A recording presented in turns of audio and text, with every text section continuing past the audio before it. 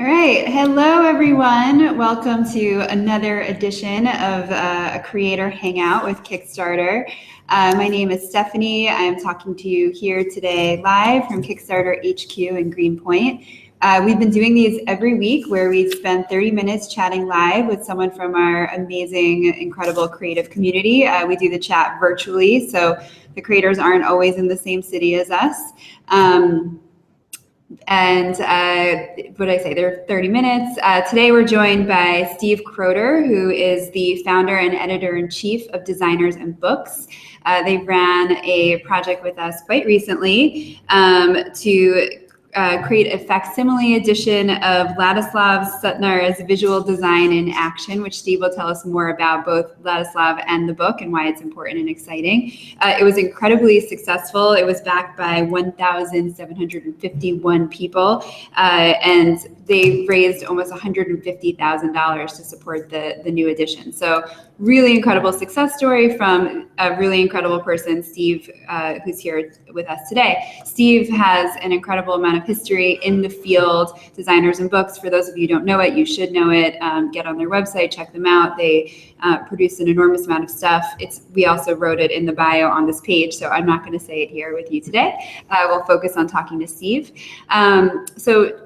Before we dive in the conversation, I just want to let everyone know, because this is a live conversation, we will be live tweeting from @Kickstarter Tips to share some of the cool insights that we get. And then also, if you guys have questions for Steve, we encourage you to share them with us. You can share them here on the Google Hangouts page or via Twitter if you prefer, again, via @Kickstarter Tips. Of course, I will remind you of this again if you forget everything I just said. So hi, Steve. Hi, Stephanie. Great to be with you. It's great to be with you. We're very lucky to have you here with us today. I've been looking forward to it. Yeah. So let's start. Tell us about Designers and Books. Tell us about what you founded. How many years ago was it? About 5 years ago. That's incredible. So tell us about what it is. Our main idea is that we advocate for the idea that books are important sources of inspiration for creativity and innovation. We focus primarily on the design community in architecture, fashion, graphic design, interior design, and product design. However, at this point, it seems like everybody wants to be creative, so basically the world is our audience. Yeah. We have a couple different program areas. The first one, which you mentioned, is the website, designersandbooks.com. And the main initiative there is we ask, as we call them, internationally esteemed designers to give us the lists of books that have been formative and important to them, and then we publish those on the website. So that's kind of the first area. The second area is we also do a book fair. We think it's the only book fair in the world that focuses on architecture and design. We did the first one in 2012. We just got done doing the second one about a month ago at the Fashion Institute of Technology in Manhattan. They are the co-producer of the show with us. And we now think it's going to be possible to do the book fair every year. So we're now just finalizing our 2016 dates. Incredible. Yeah, I bet that would be very popular. And then the last area that we've just gotten into, actually, as a result of Kickstarter, is what we call community-based book launches. And so our focus in that area is really to identify rare and out-of-print design books that for some reason have been forgotten, that we think it's important to bring back, or that our community thinks it's important to bring back. And our first foray into that was the Kickstarter that you mentioned with Visual Design in Action by Ladislav Sutnar, but we hope to do a lot more. Yeah. So how come you started with Visual Design in Action? What was it about that book that you were like, this is the one we're gonna test this idea? So there's actually kind of two parts to that story. Kind of first how we got to the book, and then secondly why we thought it was important. So the first part is that one of our partners in the project was Reto Kadev, who's a Swiss filmmaker, and he loves books. He happened upon this book. He didn't know it, and he was kind of just floored by how beautiful it was. And so he kept thinking, why isn't this in print? Eventually, on a film project that he was working, he met Steve Heller, who it turns out is one of the foremost scholars on Sutnar. The two of them got talking. They both know Lars Mueller, who's a very important design book publisher. They mentioned it to him. And so between the three of them, they kind of decided this is something that they wanted to do. So that's kind of the first part of the story. The second part is because I know so many publishers and so many designers who are interested in books and actually write and get books published, this is something that an area that we've been looking at pretty carefully and wondering if there are other ways to do it more innovatively. And so as a result of that, I've been watching Kickstarter very carefully. And it seemed to me that the Kickstarter really, how I view it now is, it's in a way the salvation of niche publishing in the 21st century.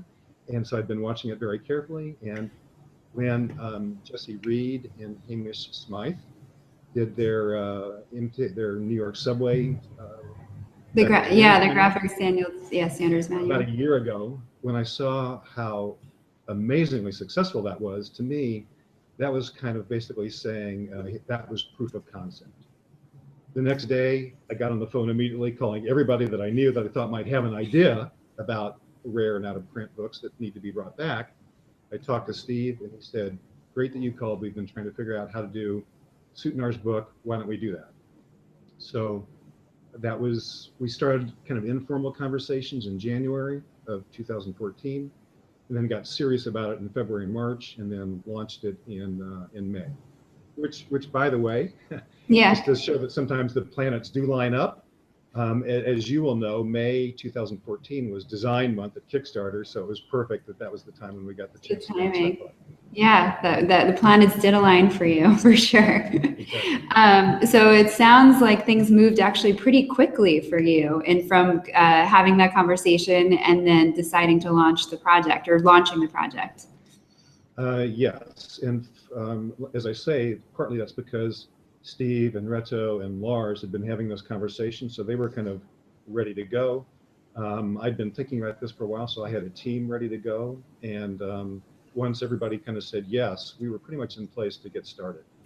Yeah, so I know you've mentioned there were some unusual challenges in bringing the book back and republishing it, and so I'm wondering, were those things that you knew of right away, or that you encountered as you prepared for the project? Maybe just talk us through some of what those were and how you tackled them. Yeah, well, a lot of it really had to do with the actual production of the book. I mean, one of the reasons why the book is so important is because when you look at the history of design and the books that have been published that address that, visual design in action has important ideas, beautiful design, interesting materials, and it taxes the production techniques. And so all of that together, it makes for a pretty challenging project. And in fact, the video on our Kickstarter campaign site, Reto actually did the video, and he interviewed Lars, and Lars says that his first reaction when Steve and Reto came to him to talk about this was, "You guys are crazy. You know, this is just like too challenging." Because it uses 6 different types of paper in the book. Wow. 10 EMS colors plus black. I mean, there are a lot of things that make it very difficult from a production perspective. But as again, I say, we were fortunate we had a great team in place that was up for the challenge. So were those things that you made sure you had all that figured out before you launched the project in May, or was that stuff that you sort of were like, we'll see if it gets funded and then we'll solve the challenges? Well, I would say the very specifics of it we didn't necessarily address prior to launching, but having said that, we were absolutely confident that when the time came, we would be able to, because Lars has as much experience as anybody in the world in doing this. So right. We knew that once we got funded, that we would be able to proceed successfully with it. You would be able to do it. And now here we are in November, and you're almost finished shipping the books out. So it happened.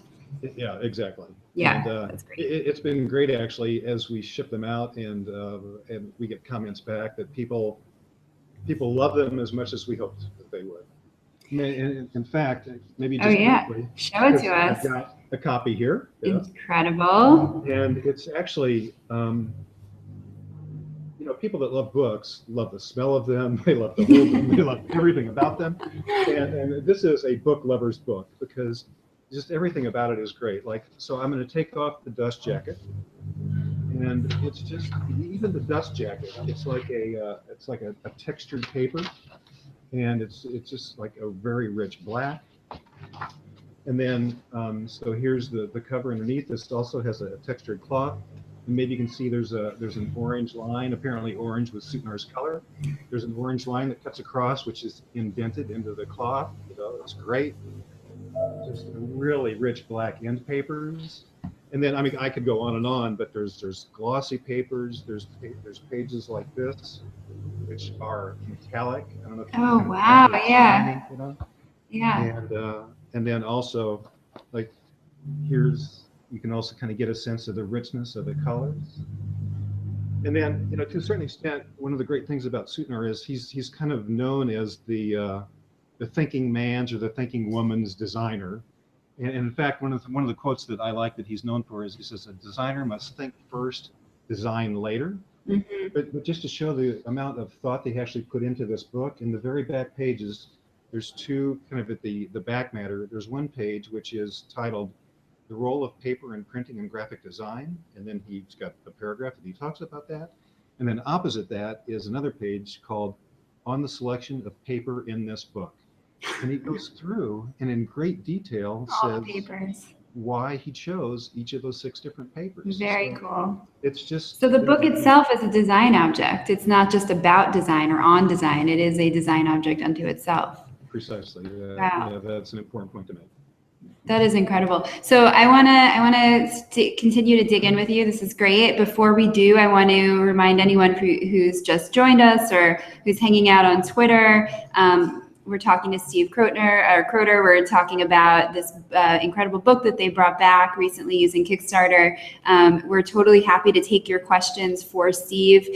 Submit them here via Google Hangouts or on Twitter via @KickstarterTips. Okay, so Steve, you just said a couple interesting things. You talked about this concept of community-based book launching, and you talked about Kickstarter as having a big, or the idea of Kickstarter, using Kickstarter as having a role in that kind of thing, specifically for independent publishers. Right. I'd love to hear you talk more about that. Well, basically, I mean, if you're in the book publishing business, your primary challenge is to find the audience for the book, and that can be very difficult. And it seems like frequently now, one of the things that happens is that there's so much excitement about getting the book printed and getting onto the publishing process, that all of a sudden you've got a warehouse full of books somewhere, and the idea of who exactly is the audience hasn't necessarily been fully figured out yet. Yeah. So the idea of Kickstarter and kind of having the opportunity, actually to a certain extent, actually being forced to kind of go through all that process. Who is the audience? How big is it? Can they actually be addressed online? How do you get to them? It imposes a discipline that I find to be very helpful and important. So that planning process of thinking about not just it would be really great to bring this book back, but also who would be excited about this book and who are we talking to about it? Yeah, exactly. And then the other thing is, if I can tell a story from somebody else's experience, not my own, if that's fair. Yeah, of course. I actually have gotten to know Jesse and Hamish pretty well at this point. And, there's a great story from their launch that shows kind of this whole idea of interactivity and connection with your audience. So after they had their campaign up and running, at some point, they got a message from Massimo Vignelli's son, and Vignelli was one of the main designers of the book that they were bringing. Correct, yeah. And of course, usually when you get a call like that, your fear is that, oh my gosh, there's a copyright violation or there's a problem. And in fact, the opposite had happened. So Vignelli's son basically said, I know you guys have a copy that you're going to use to reproduce, to make the facsimile. However, I've got a copy that my father annotated. Wouldn't you rather use that one instead? Oh, wow. So there's a case that if you'd gone through the traditional publishing process, that opportunity never would have arisen. It never happened. And because it was on Kickstarter, all of a sudden, the materials that they're using to make the facsimile just became much better. So to me, that's exactly it. I actually, before a long time ago, when the company was still very young, I went to a talk that Perry Chen, one of our founders, who first came up with the idea of Kickstarter, he gave, and that was it. He said, this is not about making something and releasing it into the world. This is about inviting people into the creative process. And these sort of serendipitous moments are what makes it happen. So I know I've read you sort of talk about the difference between a crowd and a community, and this experience of bringing something to life with a community. Maybe can you explain more about that? Yeah. Well, maybe the best way to do that is I had the chance to hear Frank Gehry talk last week at Parsons School of Design. He was Wow, lucky you. Yeah, exactly. He was interviewed by Paul Goldberger. As you can imagine, a packed auditorium. Yeah. And to me, the most like epiphany moment was when Gehry was talking about designing the Disney Concert Hall in Los Angeles. And apparently his design process involves using a lot of models. And he said that the client that he was working with, their goal was to have a 2,500 seat auditorium. So he was making models based on that. You could tell as he was looking at the models that it wasn't going to work. And the reason was because in his mind, he had an idea about what the architecture needed to be between the performers on stage and the audience in their seats, so that there was a connection and a communication. Now, I don't know how he got that idea, because to me it's like it's a new idea, but he said, so he began decreasing the capacity of the auditorium until it got to the point where he was confident that in the final building that performers on stage were going to be able to feel the audience in their seats and the reaction.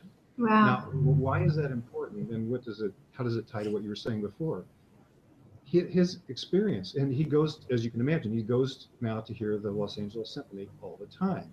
And apparently it's the general consensus now that I think the orchestra was always probably pretty good, but since they've begun playing in this auditorium where the designer focused on maximizing the relationship between the audience and the performers, Gehry said that everybody agrees that the orchestra has gotten better. Wow. And why is that? It's because they can kind of feel when they're doing something, the audience responds. Yeah, yeah. So that to me was like, wow, that's like an amazing thought.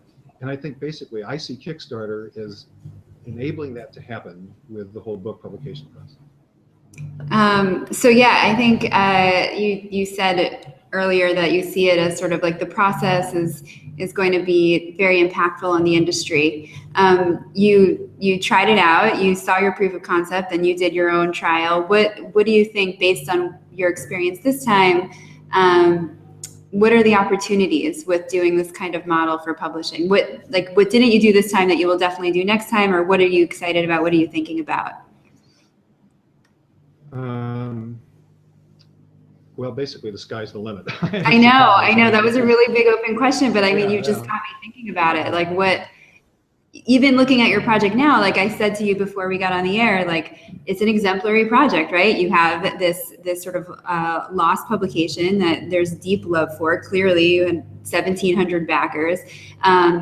It is a unique design object unto itself. You were able to offer artwork or design work around the book itself. So you did sort of the perfect project in so many ways, but you can take it further, and there's a huge opportunity here. So I'm wondering if anything occurred to you for next time, for the future. Well, maybe there's a couple ways to talk about it. I mean, in general, what I'm realizing now is that kind of, my calling or my mission is I want to seek out museums and archives and collections where there is material that needs to be made available. For instance, a good example is I was talking to the librarian of a well-known design school, and she said one of the problems they have is that they've got a lot of material which is very popular with students, and students can check it out, and it's rare, but I mean in terms of it's hard to get a hold of these books. So they let the students check them out until it gets to the point where the material is so fragile it can no longer be checked out. What happens then? It goes into a room somewhere, and you have to make an appointment. So it's kind of shielded and cut off. And she said, I love this idea of working with you now to take those books and do facsimiles so we can begin again checking them out. Oh, I love that. That's beautiful. And there's so many institutions with exactly that problem, right? These collections, these archives that just never see the light of day because they're rare, because they just can't be handled, right? Yeah, exactly.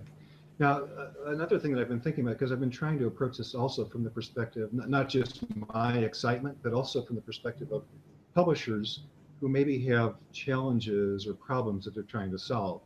And I hope this won't get too technical, but there are a couple different areas that I'm focusing on now that I'm hopeful publishers might get excited about in terms of why Kickstarter is important. So the first one is, there was a study that came out just last week that said that Amazon now is responsible for 68% of all books that are sold in the United States. So on the one hand, congratulations to them, but on the other hand, diversity in terms of kind of the whole publishing process is important. So I think it's important to kind of open up other areas. That's one thing. Secondly, when a publisher sells books to a bookseller, they're sold returnable, which means that once it gets in the bookstore, it actually can be sent back to the publisher. And about 40% of all books that are sold that way get returned, which means that's a cost that is taken into account when a publisher sets the price of a book. So if you could decrease the return level, the price could come down, which means the audience could go up. So Kickstarter can help with that. A third area is, books in general are pretty low margin items. So if you have to ship it 3 and 4 and 5 times to get from the printer to the person who finally wants it, that is a problem. Kickstarter can help decrease the number of times a book gets shipped. The last thing is, if you're a publisher, one of the big challenges is, how many copies of this book am I going to print? Yeah. How on earth do you ever figure that out? Basically, it's a real challenge. With Kickstarter, it's not a challenge at all. We knew we had 1,751 copies that were waiting to be shipped out. Yeah. So, like I said, I hope that's not too technical, but in a way, it's exciting because it really says that there are some challenges in the publishing world that Kickstarter is perfect for addressing. Yeah, I love that. I think, not too technical at all. This is exactly the kind of conversation we need to have, because as people who want to make things in the world, making it more possible to make something is exactly what I think we all want to achieve. Right. So we have 8 minutes left in our hang. I want to remind anyone watching, please submit questions for Steve. He's here to talk to you, not just me. So I want to ask you like a really kind of Kickstarter focused question, something really nitty gritty. When you were preparing in that 5-month period where you were preparing to launch the project, what were some things that you did that were really helpful, whether it was research, whether it was pricing out your rewards, whether it was figuring out how you were going to ship those 1,751 books, to help give us some insight into how you've been successful? Yeah. Well, I think among the most helpful things, it turns out because of all the activity that we do on Designers and Books, we've got pretty good relationships with the design press. So we made an extensive list and about people that we wanted to contact and let them know that we were going to do this. We got a great response, so that was helpful. When did you reach out to those people? Before you launched or when you launched?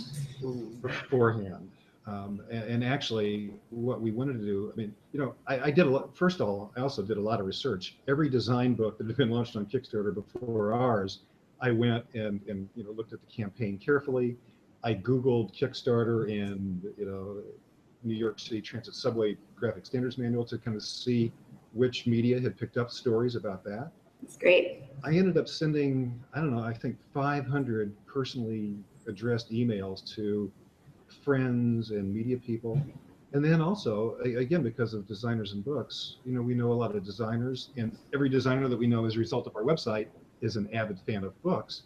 So we asked people for testimonials and endorsements, and it was Stefan Sagmeister, Eric Spiekerman. Stefan, who's used our website as well to make a film.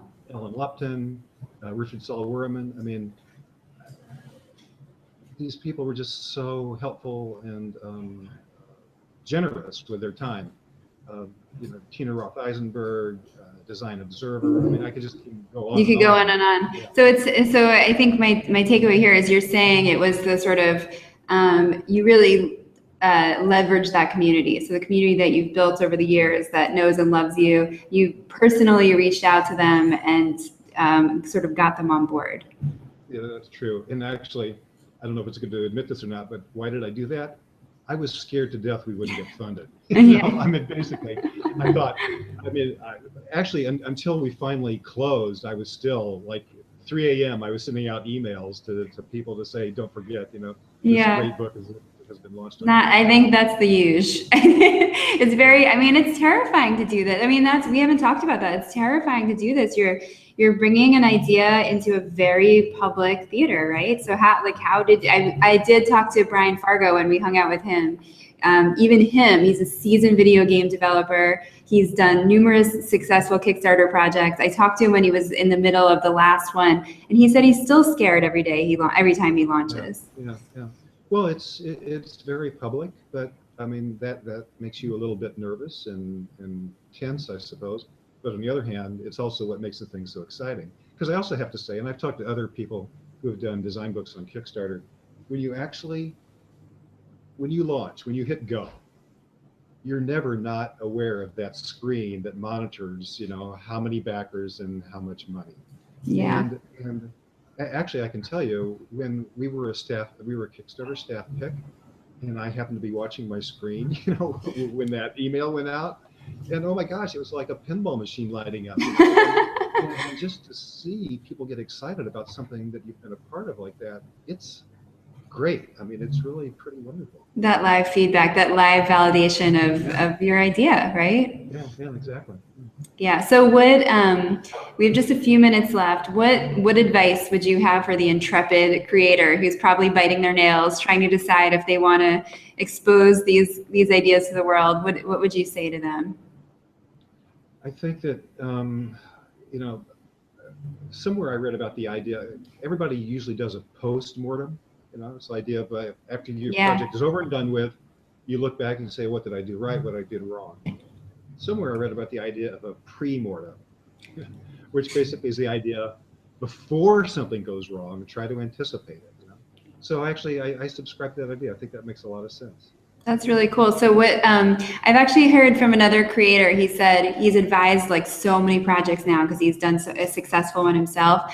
And he said at this point he has like 5 questions he, in that spirit, gives to people. He says, answer these questions for yourself before you launch. Is there something along those lines? Is there a question someone should ask themselves or a couple that before they launch a project? Well, even though it's the most obvious question, I think actually in the end it's the most important one. Like, who is the audience? Because if you can't answer that, obviously you're in trouble.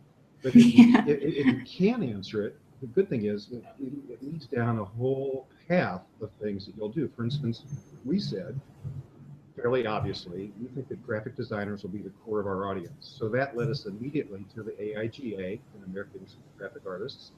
And we worked with them very closely. Karen Drum, is the editor of their blog. And day one, when we launched, Karen did an article.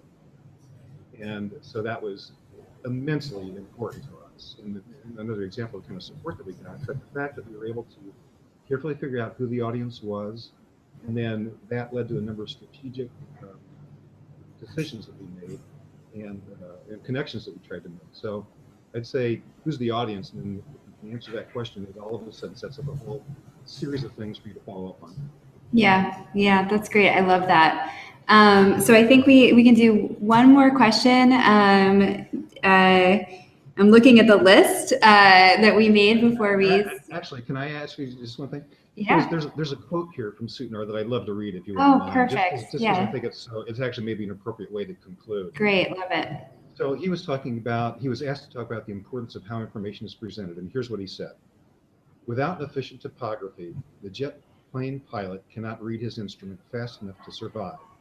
So new means have to come to meet the quickening tempo of industry. Graphic design was forced to develop higher standards of performance to speed up the transmission of information. The watchword today is, and by the way, he's talking in the 40s and 50s now, so it's 50 years ago. The watchword today is faster, faster. Product faster, distribute faster, communicate faster. And this is interesting to me because, you don't necessarily think of graphic design as being a life or death matter. But Sutnar is saying it is, because if the way information is transmitted isn't kept pace with how fast our lives are going, like with a jet fighter pilot, we've got a problem.